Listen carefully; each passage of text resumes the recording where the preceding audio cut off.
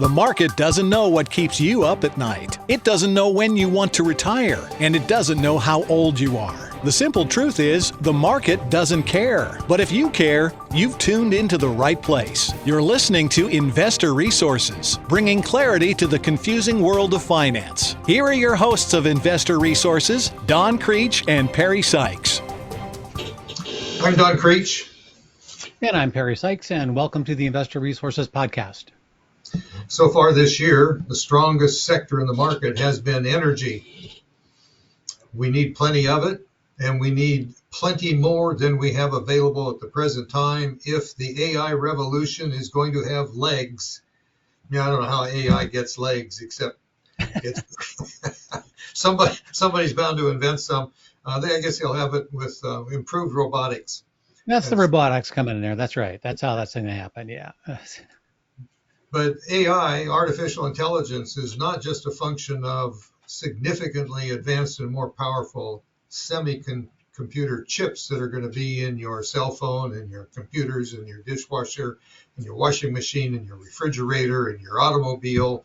I mean, we are already highly dependent on these chips, but we're going to become more so as the engineering improves on capacity of these semiconductors to do calculations.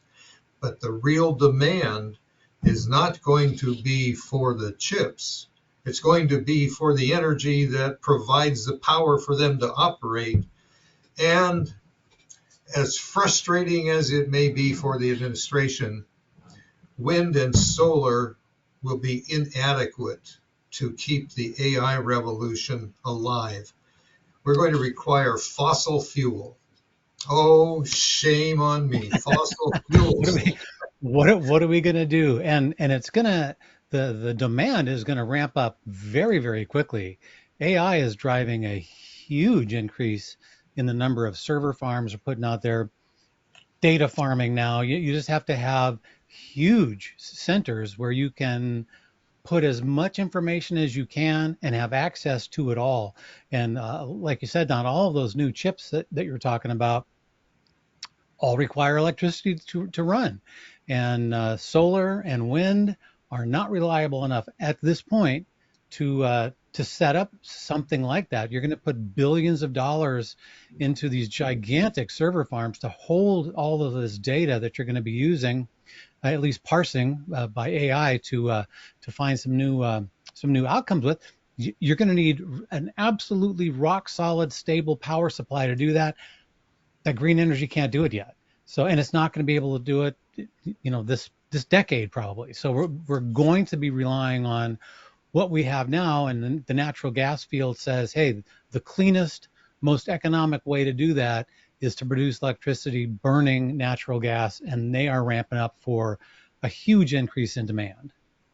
Well, it has the least impact of fossil fuels on the environment, so that issue is addressed. Nobody wants to talk about it. That's because it's fossil fuel. It's got to be bad. Correct. But in fact, Correct. It is more efficient. And if you want to have a data processing center, it's a big building. We're talking about acres of construction in order to put all these supercomputers in them. Yep. Now we have a problem with NIMBYs. Not in my backyard. So we have to build them out in the middle of nowhere, hopefully close to some sort of reliable power source. Reliable means it's on 24/7, uninterruptible. Well, that's really hard to find when the wind doesn't blow or the sun doesn't shine. And the battery backup process isn't big enough to handle a data center like that. So basically, even while some of these are being built next to solar farms, they're also having to either bring in natural gas or put in generators and liquefied natural gas or propane, one or the other, so that when the sun goes down and the batteries die, they have a power source to keep everything running. And they're power hungry. They need a lot of power. And just to give you an idea of how fast that is expanding right now, just Microsoft, one company, Microsoft alone is opening a new data center globally every 3 days. every 3 days, a new one is coming online. That is a lot of power requirement, and it's just not going to happen with wind and solar yet. Microsoft and Google have both committed in the future to be as green as possible. Of course, that's what they want.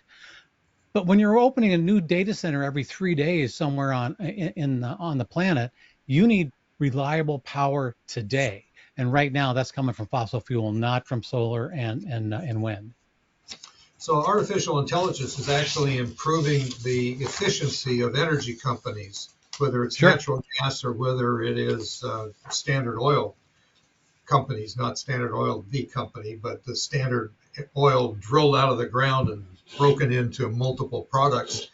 That's one thing that the administration and the green group demanding green energy really haven't realized, that our entire lifestyle in today's world requires the production of oil, pharmaceuticals, agriculture for fertilizer, the tires on your car, the lubricants in the engine, or if you don't have an engine, you have a motor on an EV, and that requires parts of that still require lubrication to keep the Correct. wheels turning around and around and around we go.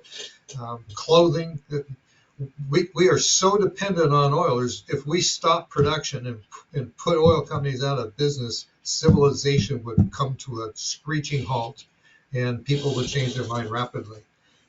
But as we look at trying to power up all this new innovation from artificial intelligence, nobody's addressed the issue of where is all this power going to come from? How are we going to get it there?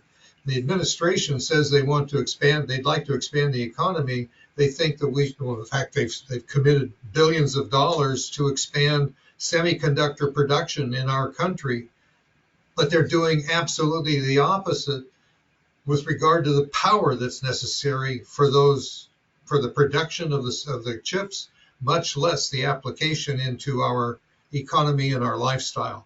When Correct. they have blinders on when it comes to the full impact of the need necessary to make the next revolutionary step, advancement in our economy and in our business operation. It's mind-blowing at times to see It how is, little and again, it is so much power that's needed. There is so much.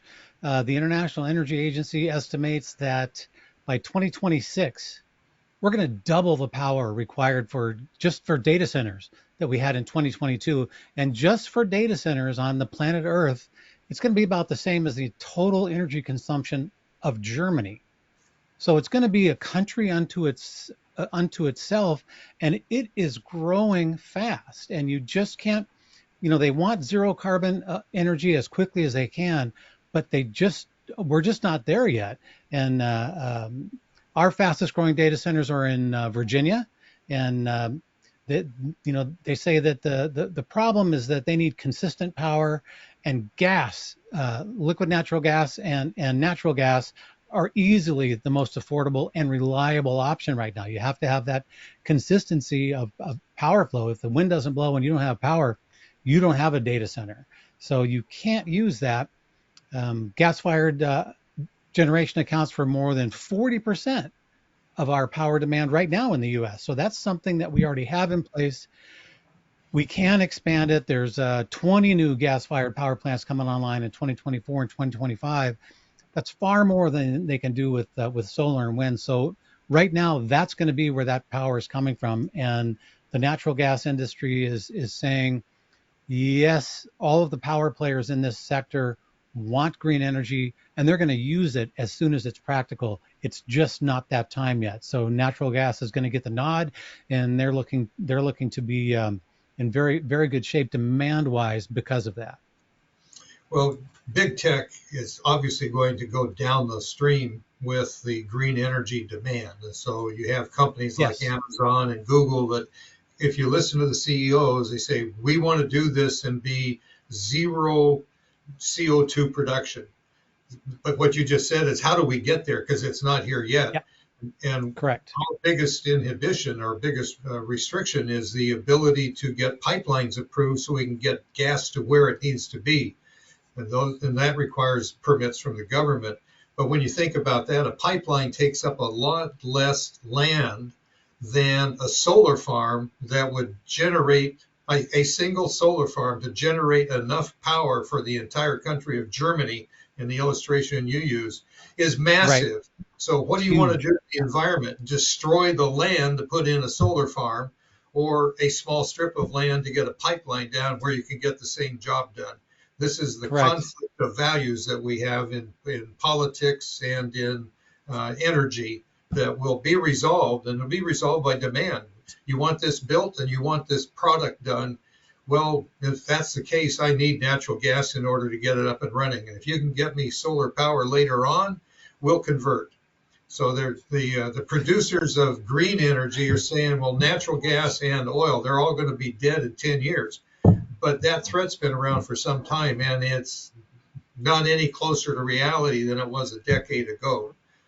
This It's really is not. It's really not. The only option right now, and the reason that we have 10 new gas-fired power plants coming online right now is because that's what we can expand, and what can be used to meet the demand, because the demand is here now. AI is here now. The data centers are here now. We can't wait for another 25 years when solar and wind might or might not be ready for prime time. We need to produce that energy today, to keep the advancement going. And if you fall behind there, you're going to fall behind quickly, falling behind other nations if you cannot keep up on the AI front, and you can't without reliable power. And right now, fossil fuel is where it's going to be, not out of choice, but out of practicality. There's just not another way to do it right now. So the options are very limited for the amount of new power we need. And the answer right now is natural gas. That's where it's going to be at for the near term, and for the foreseeable future, until there's some significant breakthroughs in solar and wind. And we need significant breakthroughs in energy storage, because if you're producing electricity by that method, you need to have huge storage capacity for the days the wind aren't blowing and the days the sun's not out. You have to have that capacity up, and we just don't have that technology in place yet. And they keep saying it's coming. Great. And when it's there, we can use it. We just can't. We're just not there yet. We can't use it yet. So we're going to burn some natural gas. So I think the analogy is somewhat similar to what Hertz has come to deal with under the tax credits and the push from the administration. They bought a big fleet of EVs and they Yep. promoted those, but it turned out that nobody wanted to rent them because people on limited time on vacation or business trip don't want to spend the time looking for a working charging station, which is not in use, or Right. have to wait hours because it's not a fast charging station. And the net result is reality has resulted in Hertz having to sell its EV fleet at substantial discount and a massive multi-million-dollar loss because they opted for political correctness rather than business practicality. And that's where Correct. we are with these data centers. The practicality is they suck up energy, and that energy is available 24/7 from natural gas.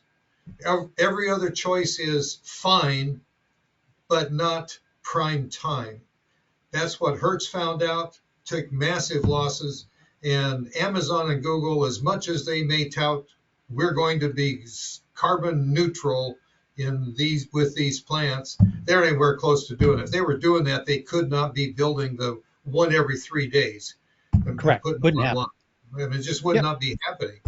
So anyway, this kind of information should have some sort of impact on your portfolio. The question is, do you have a process that actually goes out and looks for this information and what should be done in your portfolio? Where is the money flowing? Where are investors putting their money into the market? Does your portfolio reflect that? Or are you relying on a model that was built off of some theory 80 years ago to diversify, which has absolutely no sensitivity to the current changes going on? In our prior podcast, we talked about YOLO, the you only live once experience driver for consumer behavior in today's market. And we're now talking about this shift in energy demand and the expansion of AI. How's that being reflected in your portfolio? You're not sure? You give us a call, send us an email. We'll be glad to talk with you about how we address it, what we do to rotate when these changes occur. It's a free interview. It's a free analysis. Sign up and subscribe. Be sure you catch our next podcast. We have a regular webinars first Saturday of every month. Send us an email. We'll be glad to send you an invite for that, or go to our website. iriradio.com is the shortcut. You can sign up there. They're free, informative.